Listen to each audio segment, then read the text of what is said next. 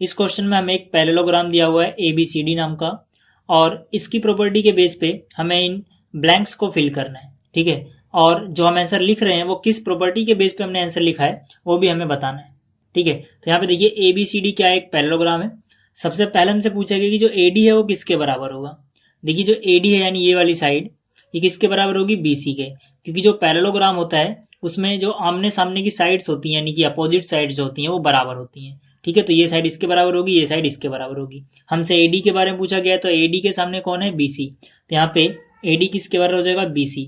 और रीजन में हम क्या लिखेंगे, रीजन में हम लिखेंगे कि जो अपोजिट साइड्स होती हैं पैरेललोग्राम की वो बराबर होती हैं।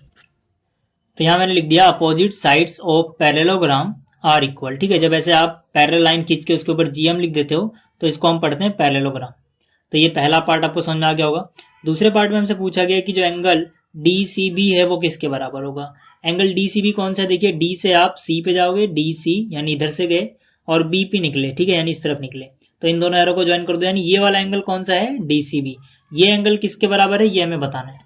तो देखिए जो ये एंगल होगा ये इसके बराबर होगा, क्यों, क्योंकि जो पैरेललोग्राम होता है उसमें आमने सामने के एंगल जो होते हैं बराबर होते हैं। ये वाला एंगल इसके बराबर होगा, इसी तरह से ये वाला इसके बराबर होगा। तो इस एंगल का नाम क्या हो जाएगा, DAB लिखो या फिर BAD लिख दो, आपकी मर्जी है, ठीक है। मतलब क्या करना है आपको, एक साइड ये और एक साइड ये इंक्लूड होनी चाहिए, तो DAB लिख रहा हूं मैं इसका नाम। तो यहाँ पे हो गया एंगल DAB, ठीक है। रीजन क्या आएगा, रीजन फिर से वही आएगा कि जो अपोजिट एंगल्स होते हैं पैरेललोग्राम के वो आपस में बराबर होते हैं। तो रीजन में मैंने लिख दिया opposite angles of parallelogram are equal. इसी तरह से थर्ड पार्ट में हमसे पूछा गया कि OC किसके बराबर होगा। देखिए OC OA पॉइंट है और CA पॉइंट है, यानी OC इतना है, तो OC किसके बराबर होगा, OA के। तो यहाँ पे OC OA के बराबर होगा। ऐसा क्यों होगा, क्योंकि देखिए जो AC है ये इसका एक डायगोनल है, और इसी तरह से जो BD है ये भी इसका एक डायगोनल है। पैरेललोग्राम के जो डायगोनल होते हैं वो एक दूसरे को बाइसेक्ट करते हैं। बाइसेक्ट का मतलब ये टुकड़ा जो OC है ये बराबर होगा OA के, और इसी तरह से ये टुकड़ा जो OD है ये वाला, ये बराबर हो जाएगा OB के। हमसे सिर्फ OC के बारे में पूछा गया तो OC किसके बराबर होगा, OA के। तो रीजन क्या आएगा, रीजन यहाँ पे आएगा कि जो डायगोनल होते हैं पैरेललोग्राम के वो एक दूसरे को बाइसेक्ट करते हैं। तो यहाँ पे मैंने रीजन लिख दिया diagonal of parallelogram bisect each other. इसके बाद हमसे पूछा गया है measure of angle DAB plus में मेजरमेंट ऑफ एंगल CDA किसके बराबर होगा। तो यहाँ पे देखिए DAB कहाँ है, पहले DAB मतलब D से आप A पे जाओगे, ठीक है, और फिर किसकी तरफ जाओगे, B पे जाओगे। DAB यानी कि ये वाला एंगल हो गया, प्लस में CDA, ठीक है, प्लस में CDA, C से D की तरफ गए और A की तरफ निकले, यानी कि ये वाला एंगल। तो ये एंगल और ये एंगल जोड़ के कितना आएगा, 180 आएगा। ऐसा क्यों है, क्योंकि पैरेललोग्राम के कोई से भी दो अगर आप एडजेसेंट एंगल लेते हो, एडजेसेंट माने साथ साथ वाले, जैसे इसके साथ वाला ये है तो इन दोनों को जोड़ के भी 180 आएगा। अगर मैं इसके साथ में ये लूं, ये भी साथ साथ के हैं, तो इन दोनों को जोड़ के भी 180 आएगा। इसी तरह से अगर मैं इसको और इसको ले लूं मान लीजिए, तब भी साथ साथ के हैं तो 180 आएगा, यानी एडजेसेंट है। तो हमसे इन दोनों के बारे में पूछा गया है, ये दोनों भी क्या है, एडजेसेंट एंगल है, साथ साथ के हैं, तो इनको जोड़ो कितना आएगा, 180। तो आपको एक प्रॉपर्टी याद रखनी है यहाँ पे कि जो पैरेललोग्राम होता है उसके एडजेसेंट एंगल यानी साथ साथ वाले जो होते हैं उन सभी दो को जोड़ोगे आप, किसी भी दो एडजेसेंट एंगल को, तो 180 मिलेगा आपको।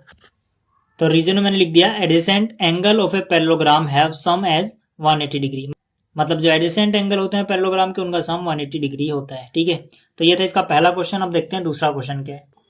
अब देखिए जो क्वेश्चन नंबर 2 है इसमें हमें XYZ की वैल्यू फाइंड आउट करनी है। अगर जो फिगर हमें दी हुई है वो एक पैरेललोग्राम है तो इसके टोटल 5 पार्ट हैं। मैंने भी 2 पार्ट कॉपी किए हैं। इसको करने के बाद इसी वीडियो में हम अभी 3 पार्ट भी देखेंगे, ठीक है। इसके अलावा एक और बात बोल दूं आपको कि अगर आपको लगता है कि इस वीडियो से आपका कुछ भी फायदा हुआ है, आपको थोड़ा बहुत भी सीखने को मिला है, तो इसको लाइक कर देना। इससे होता है क्या है कि मुझ में कॉन्फिडेंस आता है नई वीडियोस बनाने का, क्योंकि जब लाइक्स नहीं आते तो वीडियो बनाने में मजा भी नहीं आता है, ठीक है। तो यहाँ पर देखिए जो इसका पहला पार्ट है इसमें हमें ABCD नाम का एक पैरेललोग्राम दिया हुआ है, जिसमें ये एंगल है Z, ये एंगल है 100 डिग्री का, ये X है इसका मेजरमेंट और इसका Y है। इसमें हमें XYZ की वैल्यू पता लगानी है। तो यहाँ पे सिंपल सी बात, मैं पहले क्या लिख सकता हूँ कि X और 100, ठीक है, इन दोनों का अगर सम निकालूं तो मुझे मिलेगा 180 डिग्री।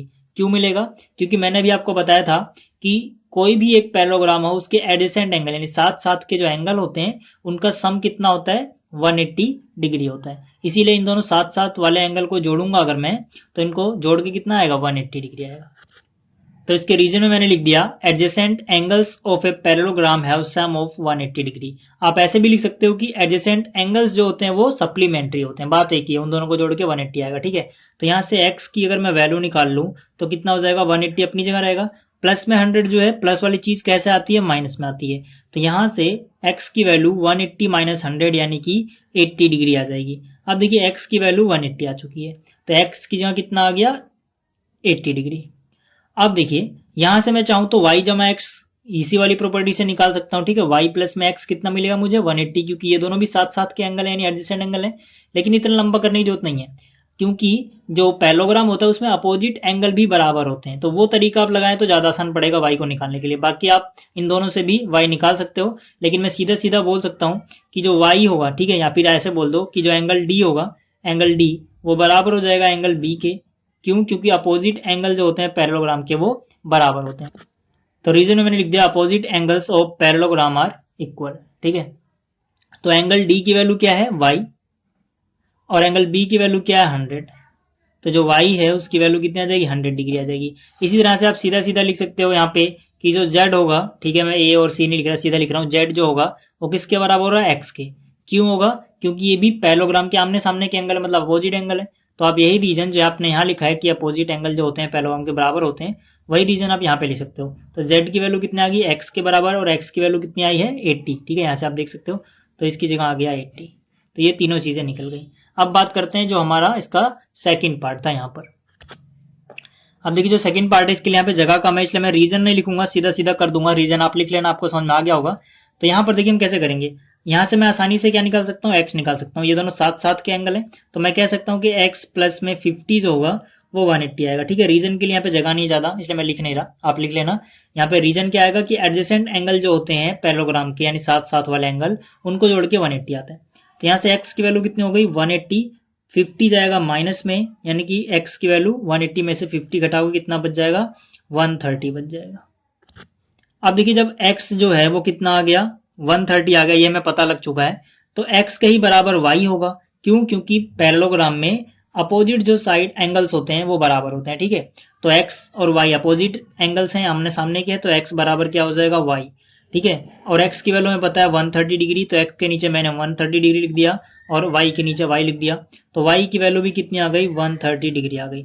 अब हमें निकालना है z, ये पैरेललोग्राम के बाहर है। अब z को निकालने के बहुत से तरीके हैं, कैसे, देखिए एक तरीका तो ये है कि आप ये वाला एंगल पहले निकाल लो, क्योंकि ये 50 है तो इसके सामने वाला भी ये 50 हो जाएगा, ये जमा में z 180 होगा क्योंकि लीनियर पेयर है, तब भी आप z निकाल सकते हो। या फिर इससे भी आसान तरीका है कि ये लाइन इसके पैरेलल है, क्योंकि पैरेललोग्राम की अपोजिट साइड पैरेलल होती है, तो ये वाला एंगल और ये वाला एंगल बराबर होगा क्योंकि ये कॉरेस्पॉन्डिंग एंगल है। तो ये 130 है तो सीधा सीधा z भी 130 हो जाएगा। ठीक है, यहां से भी आप निकाल सकते हो।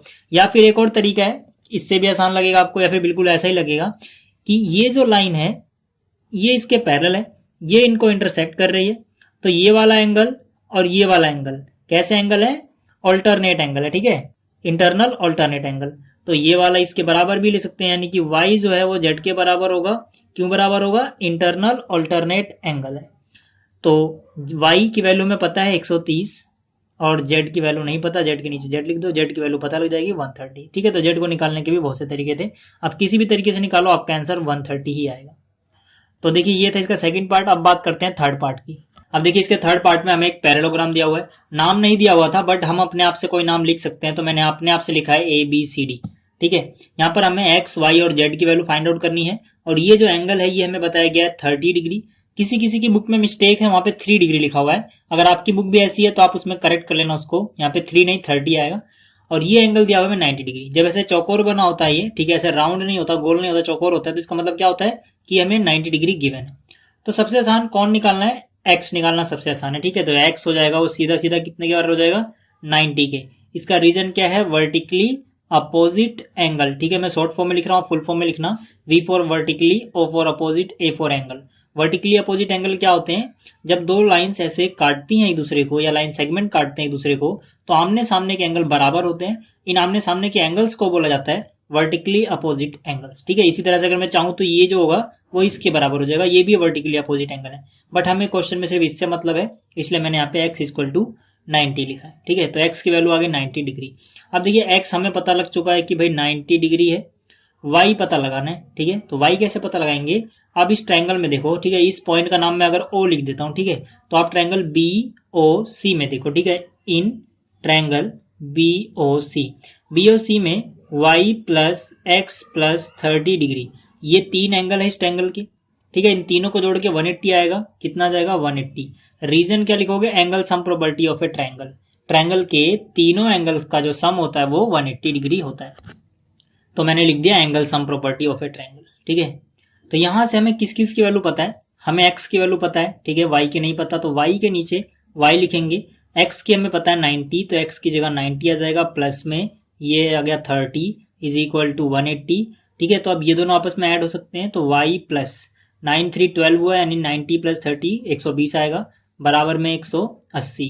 तो y की वैल्यू कितना, 180 माइनस में 120, y इज इक्वल टू, ठीक है, इसमें से घटाओगे कितना बचेगा 60 डिग्री। तो जो y है उसकी वैल्यू कितनी आ गई 60 डिग्री। अब हमें किसकी वैल्यू निकालनी है, z की, y कितना आ गया 60 डिग्री। अब आपको क्या करना है, देखिए आप ध्यान से देखो, जो ये लाइन BC है, ठीक है, जिसको मैंने अपने आप से नाम दिया था BC, वो AD के पैरेलल है, ठीक है, ये वाली लाइन की बात कर रहा हूं मैं, ये जो BC है ये AD के पैरेलल है और इन्हें ये वाली लाइन काट रही है।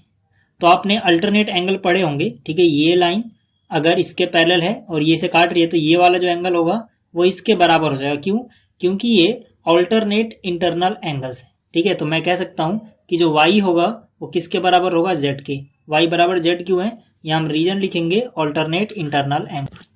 अगर आपने पहले से नहीं पढ़ा था ये, तो मैं बता देता हूं कि जब दो लाइन पैरेलल हो, ठीक है, तो आप क्या करो, एक एंगल इस तरफ का लो और एक इस तरफ का लो, यानी ये वाला, ठीक है। अब ये दोनों लाइन के अंदर की साइड है, यानी कि ये इंटरनल एंगल है, और एक उस तरफ है एक इस तरफ है, यानी कि ऑल्टरनेट है। तो जो इंटरनल ऑल्टरनेट हो या फिर ऑल्टरनेट इंटरनल एंगल होता है वो आपस में बराबर होते हैं। y की वैल्यू 60 है, तो y की जगह मैंने 60 लिख दिया बराबर, और z की जगह z, तो यहाँ पे जो z है उसकी वैल्यू कितनी आ गई 60 डिग्री। तो ये था इसका थर्ड पार्ट। अब देखते हैं इसका